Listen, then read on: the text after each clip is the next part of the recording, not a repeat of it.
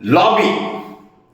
सैनिक समाज पार्टीच्या व्यासपीठावरून समाजातील सुशिक्षित लोकांनी लॉबी तयार केली आहे. क्वालिफाईड अँड इंटेलिजंट लोकांनी लॉबी तयार केली आहे.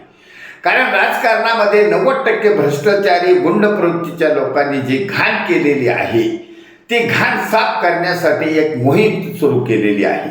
या मोहिमेला समाजातील सुशिक्षित समाज जॉईन झाला आहे. त्यामुळे या राजकारणात चाललेला दलबदल, पक्ष फोडणीचं प्रकरण, आमदार खासदार फोडणीचं प्रकरण आणि खोक्याचं प्रकरण, कोट्यावधीचं प्रकरण, निवडून येण्यासाठी लागणाऱ्या पैशाचे हे प्रकरणावर सोशल मीडियावर चर्चा होत चालली आहे. या सोशल मीडियाच्या चर्चेने सामान्य जनतेचं डोकं भारावून गेलं आहे. त्यामुळे जनता घाबरून गेली आहे. कोणत्या परिस्थितीमध्ये आपण जगत आहोत, कोणत्या राजकीय परिस्थिती निर्माण झाली आहे याच्यासाठी जनतेला चिंता आहे. परंतु घाबरून जाण्याचं कारण नाही. सैनिक समाज पार्टी आलेली आहे. सैनिक समाज पार्टीने या देशाला वाचवण्यासाठी लॉबी तयार केली आहे आणि सुशिक्षित समाज या लॉबीमध्ये सामील झाला आहे. त्यामुळे घाबरण्याचं काही कारण नाही. सैनिक समाज पार्टीतर्फे या लॉबीद्वारे सैनिक समाज पार्टीच्या उमेदवारांना 2029च्या लोकसभा आणि विधानसभेच्या निवडणुकीमध्ये अल्प खर्चात निवडून देऊन या देशामधली घाण, राजकारणातली घाण साफ करायचं ठरवलेलं आहे.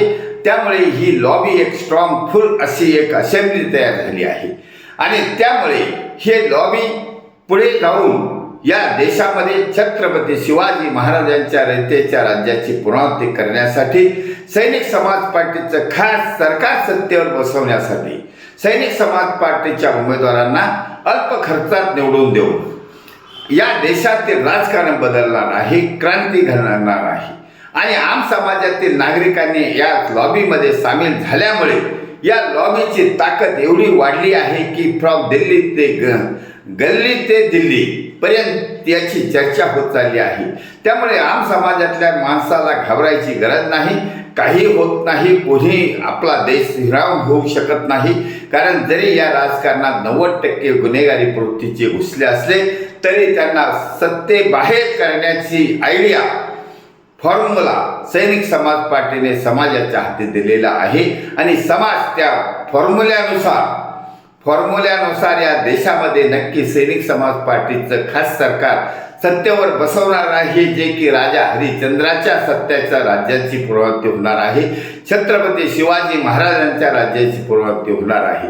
त्यामुळे सैनिक समाज पार्टीच्या या लॉबीमध्ये देशातील सुशिक्षित समाज सामील होत चालला आहे आणि सामील होऊन त्याचा उत्कर्ष होणार आहे. 2029मध्ये त्याचा प्रत्यय येणार आहे आणि प्रत्येक सज्जन नागरिक या लॉबीमध्ये सामील होऊन या देशातली राजनीती बदलणार आहे, क्रांती घडवणार आहे, शांततामय क्रांती होणार आहे आणि देशाचं राजकारण सुधारणार आहे.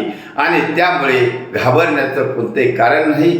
जनता सावध आहे, जनता सुशिक्षित आहे.